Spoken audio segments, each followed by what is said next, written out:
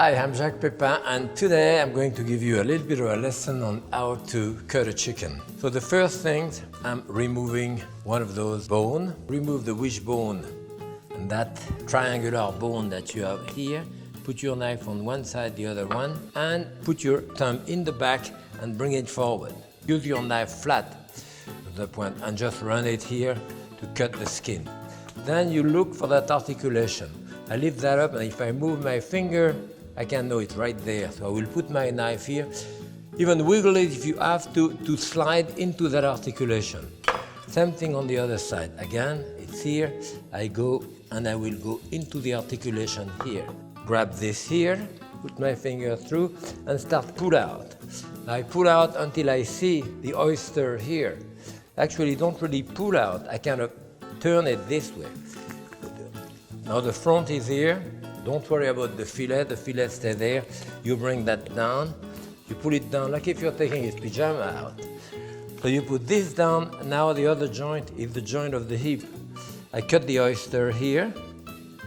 One of the mistakes is that people try to open it this way. Now bring the leg back up so that it crack open. Cut through the sinew, here there is a sinew, and then you pull out. Again, cut the oyster, break it out, cut through the sinew and pull out. That should not really take you much more than like 45 seconds to run out your chicken. I have the fillet here left. I run my finger around the sternum, here the central bone.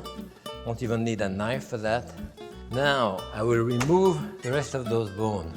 So for the leg, what I do, I just cut around to be able to hold it. I hold it, I scrape it. Again, there is a lot of scraping. I scrape that chicken up to the articulation. Now I have to cut around that articulation, around the knee if you want. And when I am on the other side here, then I start scraping again. And you can see here I have the leg, I have the thigh bone and the drumstick. And I am here. I don't really want to cut this because the skin will shrink as I'm cooking it. So I'm breaking it to remove it, and that you can trim after your chicken is cooked. Now there is those two bones left. Again, you have to cut all around, just under the articulation here, and then press it flat, push it, and you remove that bone. Now I have the two fillets. As you can see, there is those long sinew in the fillet. You hold the nerve this way, and I scrape it out. I put that where there is no meat, like here, cut a bit of that to bring it here, basically to have about the same amount of meat all around the skin. And now we can do a stuffing, leftover bread. I have some cheese here. Onion is always good, parsley, garlic, and even some dry fruit. A little bit of salt and pepper, and then my stuffing. I did one a couple of weeks ago with just spinach and cheese, was very good.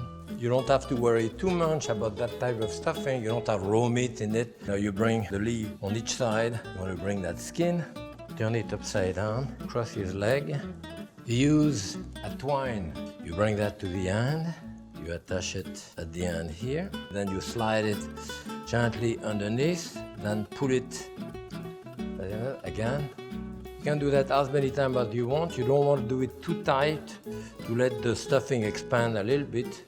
Bring that gently on one side, you bring it around, and then you go back to where we started to attach it. Saute it with a little bit of oil or butter, and you want to brown it around for 3, 4, 5 minutes on each side. The oven 400 degrees, about 40-45 minutes at the most, baste it, and you have a galantine that you can cut in like 10 slices. And that's all there is to it.